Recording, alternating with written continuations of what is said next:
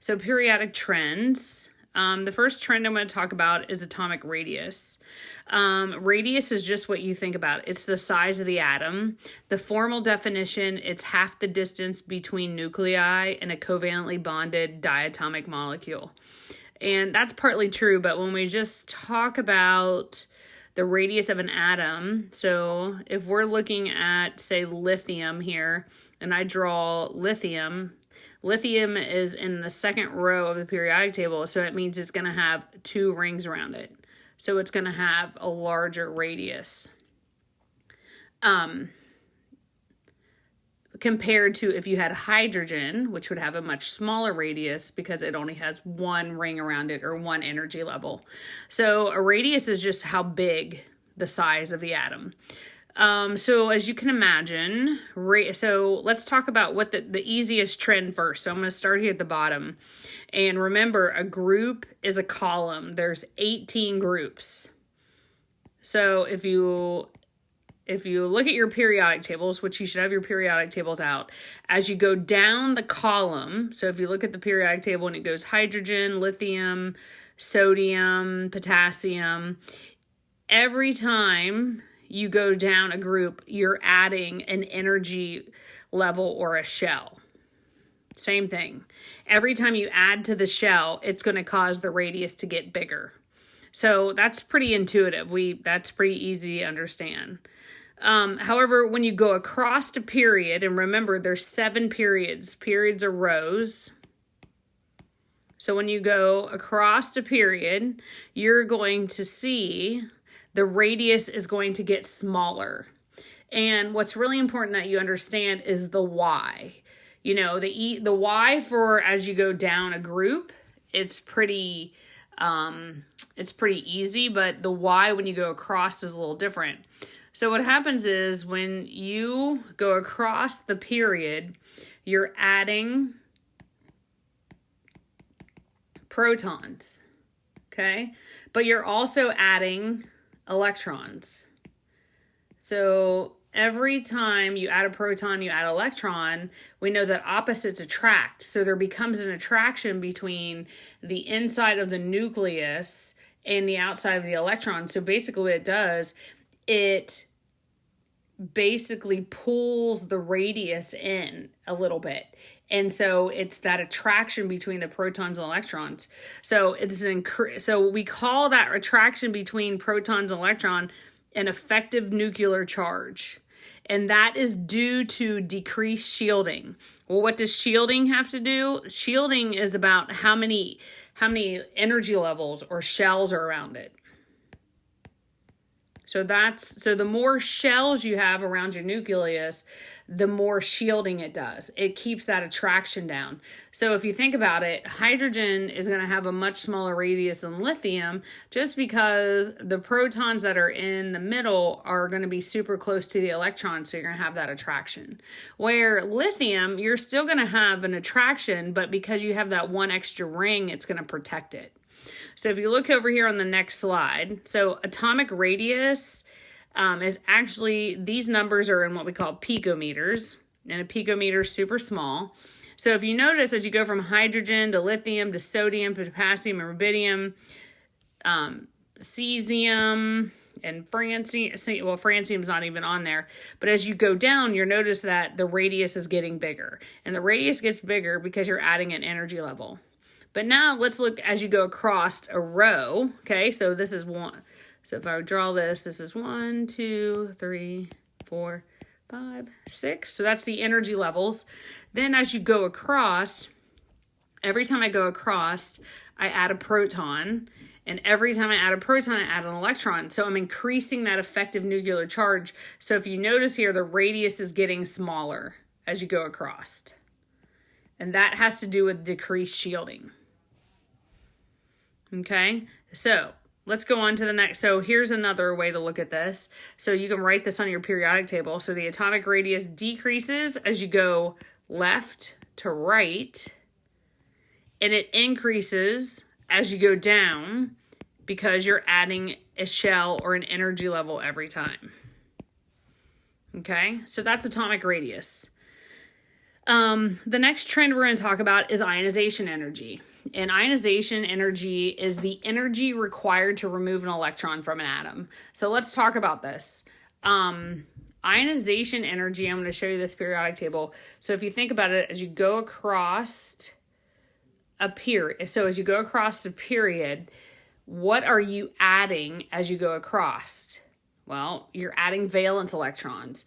So group 1 has 1 valence, group 2 has 2, then 3, 4, 5, 6, 7, 8, except for helium, which is 2. But you're adding a valence electron. So which group is going to be the least likely to want to give up an electron? It's the one who's going to have the most valence electrons.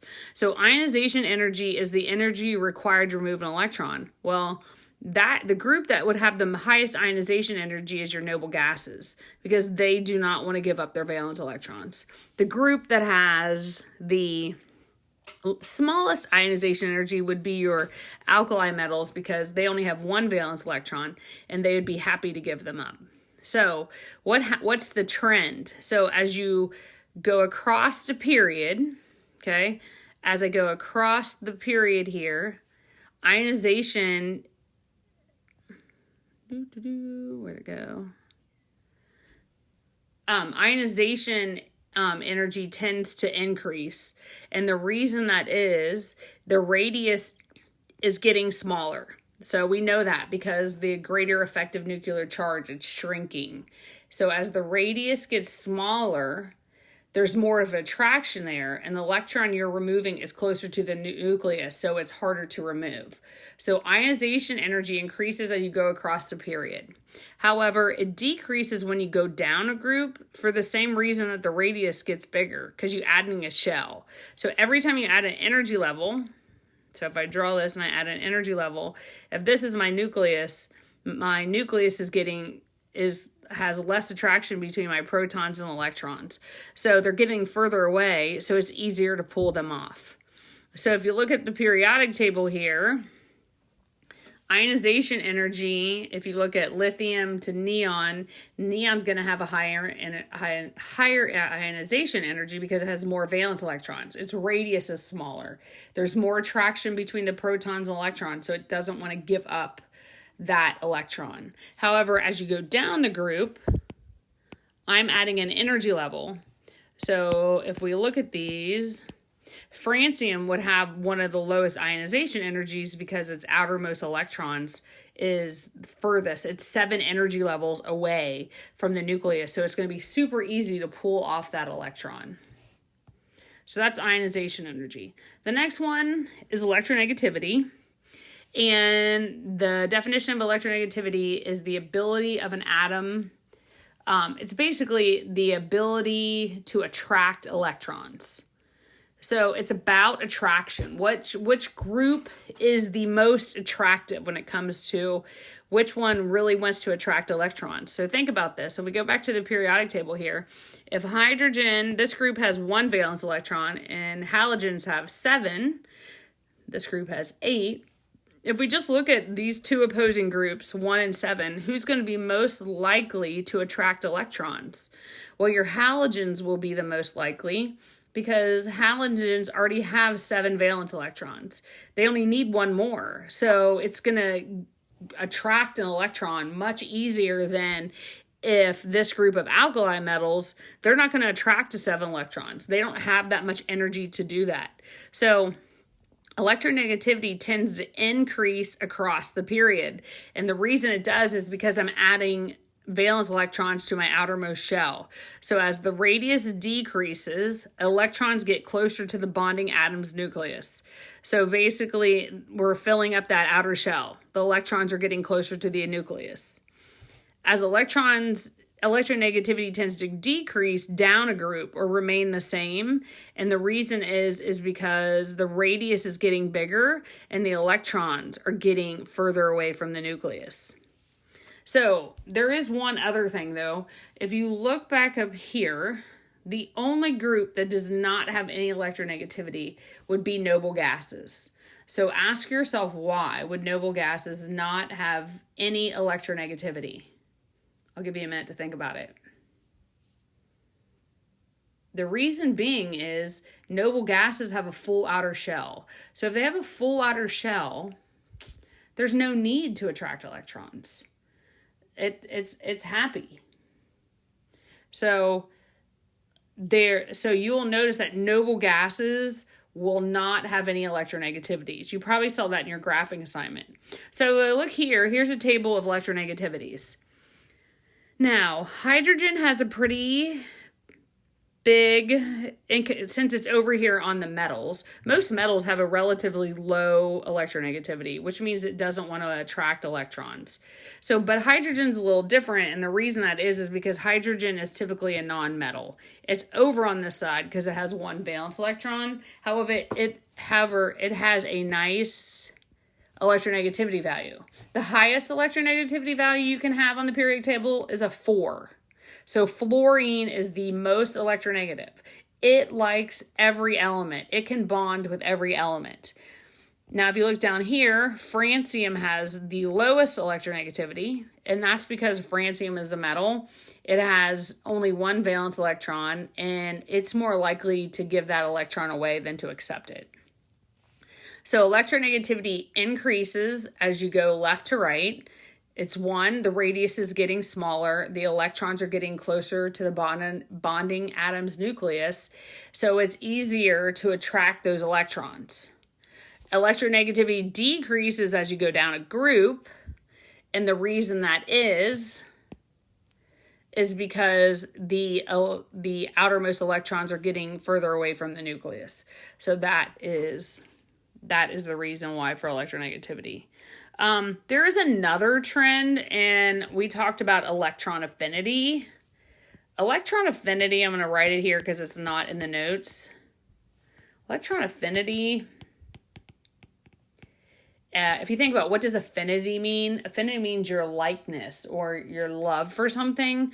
So electron affinity is your likeness for electrons. So how well an atom likes electrons. That's probably the simplest.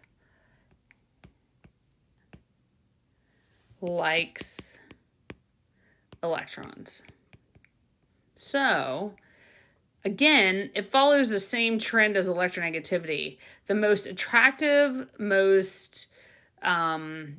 which group likes to attract electrons? It would be halogen. So electron affinity increases as you go left to right. So that is for the same reason as electronegativity. And electron affinity decreases as you go down, again, because the atoms bonding electrons are getting further away from the nucleus. So there's not a lot of attraction there. There's not a lot of love for electrons. So groups like alkali metals don't want electrons. They want to give their electrons away. So here's a summary of the trends, and I'm going to put electron affinity here. Actually, I'm going to erase that. Okay, so electron affinity.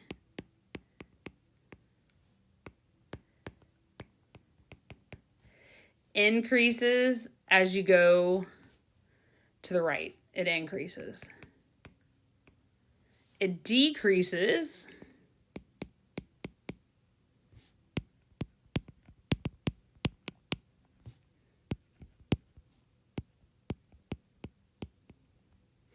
as you go down a group.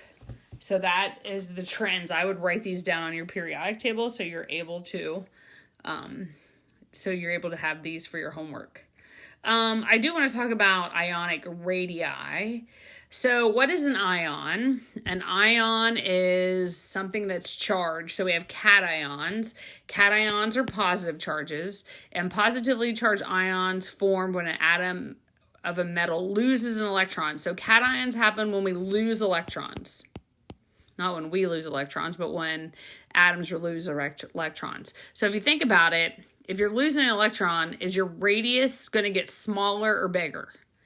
So if I have calcium versus calcium 2+, if you look at your periodic table, calcium has 20 protons, 20 electrons. However, if it loses 2 electrons, now it's going to have 20 protons and 18 electrons. So what's going to happen is its radius is going to be smaller. And that's because it's losing electrons. If you think of it that way, you will know that this one wins because it's smaller, because it's losing electrons. Anytime you're losing something, it's going to get smaller. Okay, negatively charged ions formed when a non-metallic atoms gain 1 or more electrons. So anions gain electrons. So if we think about this, we have iodine. Actually, I'm not going to use iodine. Let's use chlorine and chlorine negative. So chlorine is gaining an electron, or chlorine here has 17 protons, 17 electrons, and this chlorine has 17 protons and 18 electrons. Okay, so what it means, if it's gaining an electron, anytime it gains an electron, the radius is going to be bigger. So if I'm looking for which one is smaller in this case, just the chlorine atom is going to be smaller, because anytime you gain an electron, it's going to be bigger. So that's what you think about when you're doing ionic radii. So look at this. So we have, this is lithium, which is +1. This is the cation. And then this is lithium just with no loss of electrons.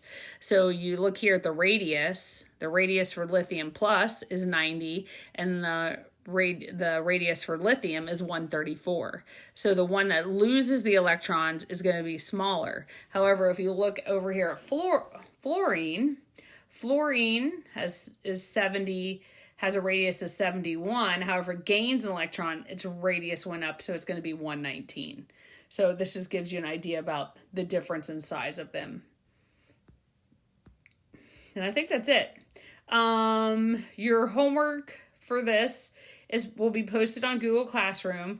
Make sure you look at it. It's just comparing elements to see which ones have like bigger ionization energy, smaller ionization energy. You just need to read the directions, but it's posted on Google Classroom. If you have any questions, just talk to me in class or